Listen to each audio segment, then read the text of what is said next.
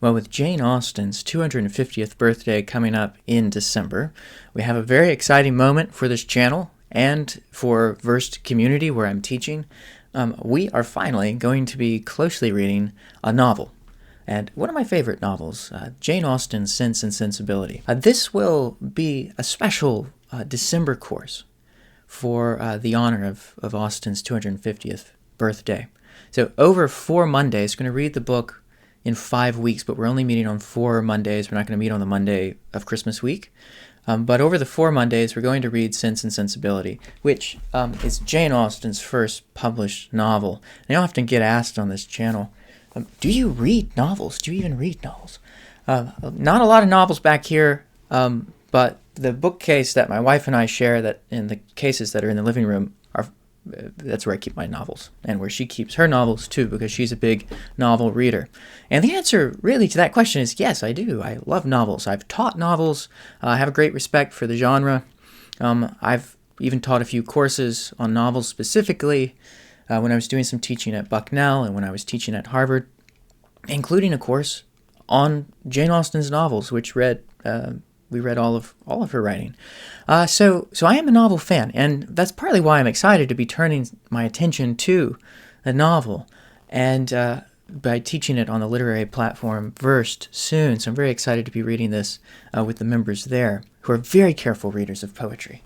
So we'll see what we can do with this novel. When Sense and Sensibility was published, when it appeared in 1811, its title carried distinct philosophical and cultural meanings.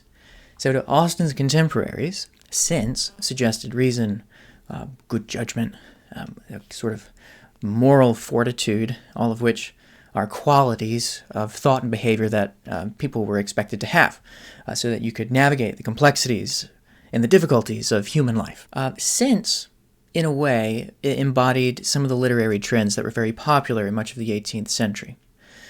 But what you have kind of this shift into the 19th century is really a rise of Romanticism, which is informing that word sensibility. Sensibility referred to a very acute sensitivity to feeling and emotion, a capacity for deep emotional experience and sympathy, which had become very fashionable at the end of the 18th century in English literature and culture, especially during the rise of Romanticism. So, by setting these two concepts, these two words, in tension with each other, Austen explores this very central dilemma of her time, and it was a dilemma that was being explored in the literary tastes as well. How do you balance the dictates of reason with the authenticity and spontaneity of emotion, strong emotion? The work, in some respects, traces this fault line in a literary development, and how that growing literary taste for sensibility works out over the rise of Romanticism. So, risking an oversimplification of this novel, many have seen the Dashwood sisters as embodying these two, in some ways, conflicting forces, sense and sensibility, Eleanor and Marianne. Eleanor, the elder sister, embodies sense, the practical, self-controlled, loyal, very reserved and careful and dutiful daughter. Even when her heart is wounded, she's very discreet. Marianne, the younger sister, on the other hand, she contrasts sense, and she embodies sensibility. She's open, she's expressive, she's romantic. She would do really well on Instagram. She would have the dark academic aesthetic, a lot of autumnal leaves, dead trees, moody and broody poets, and she's got the sensibility almost to the point of recklessness and emotional effusion. So through their intertwined experiences of love, of disappointment in love, and personal growth, you actually see Austen testing both of these dispositions. She's revealing the strengths and the vulnerabilities of each, and the result is something much more complex than a moral allegorical reading in which the sisters just embody these two concepts, these two dispositions, really. The novel's really about education, and it's what Jane Austen's novels are all about. They're really about personal growth, which is what I believe Austen was more interested in. Austen's sometimes seen as a romance writer, a precursor to today's chick lit, but that's really a disservice to Austen. She's interested in romance, yes, but she's really, once you read her, she's this formidable philosopher in many respects, witty, hilarious, and incredibly subtle in her use of wit. And she's much more interested in the emotional education that a woman acquires between childhood and adulthood than the fairy tale romance story of girl meets boy, they fall in love, live happily ever after. She's not so much interested in that. So we'll be looking at this, and we'll be tracing and following Austen's representation of these two dispositions, two postures in the world, sense and sensibility. So each 90-minute session, so it'll run for an hour and a half, will include a 30-minute lecture or presentation by me. I'll be closely reading some aspect from the selected reading of that week, and then that will be followed by about an hour of guided discussion, which will require some close and careful reading on the part of you all. So I'll guide us in a discussion, sometimes rooted in a passage, sometimes rooted in character development, but the lectures are going to offer the historical and literary context, while the discussions are going to invite us to think closely about Austen's language, her characters, and the enduring questions that her fiction poses. So by the end of this, you'll have a really good sense of, I think, how to go into the rest of Austen's novels, Pride and Prejudice, Northanger Abbey, Mansfield Park, and all the others. And I will say that we will particularly, or at least I will in my lectures, attend to poetry, at least in the first lecture when we're dealing with Marianne's love for Cooper, Scott, and Shakespeare. Poetry plays a very subtle and important role in this novel, in the process of emotional education. For Marianne especially, poetry becomes both an expression and a test of sensibility. She and her suitors quote lines from Shakespeare, Cooper, and Scott as a way of signaling to each other the kind of literary taste that they have. And she really bases her compatibility, her romantic compatibility, based on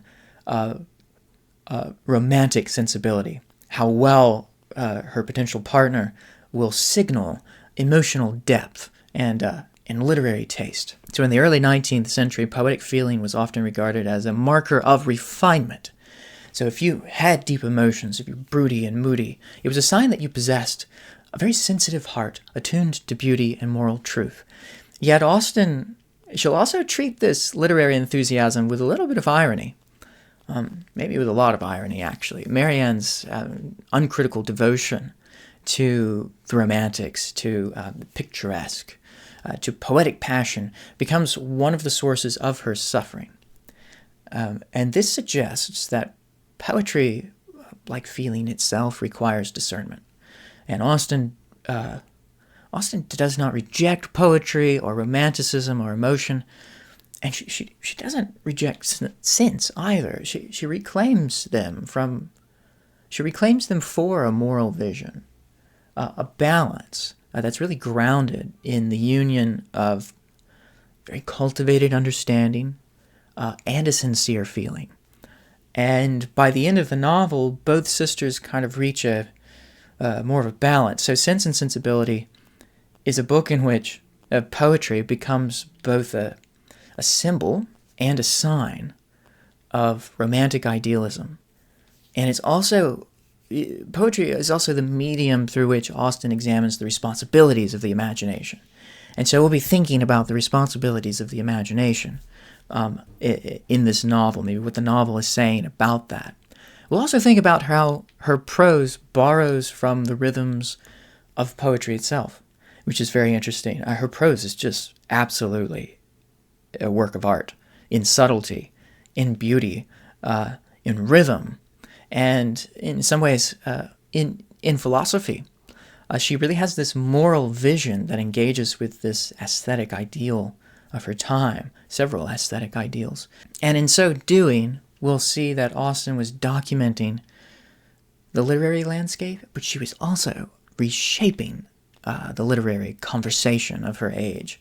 And this book, perhaps more than any of her other books, except maybe Northanger Abbey, is really engaging in what literary tastes were like during her time. So this course will challenge some of the more simplistic readings of the novel.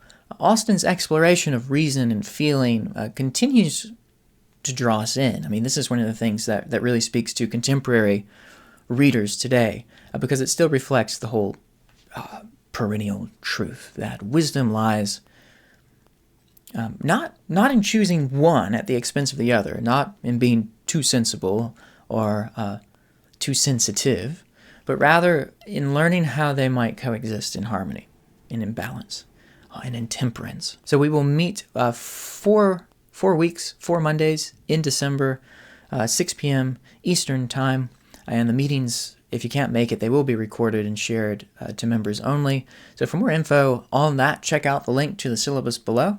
I hope you'll join us, and until next time. Maybe this will be the first of many novels we read on Versed, if this is popular. I've been wanting to do a course on James Joyce's Ulysses, and particularly by mapping it onto the Odyssey and seeing how it's in conversation with that. So maybe we'll do that in 2026 as well. But I hope you'll join us for this inaugural course on the novel at Versed Community.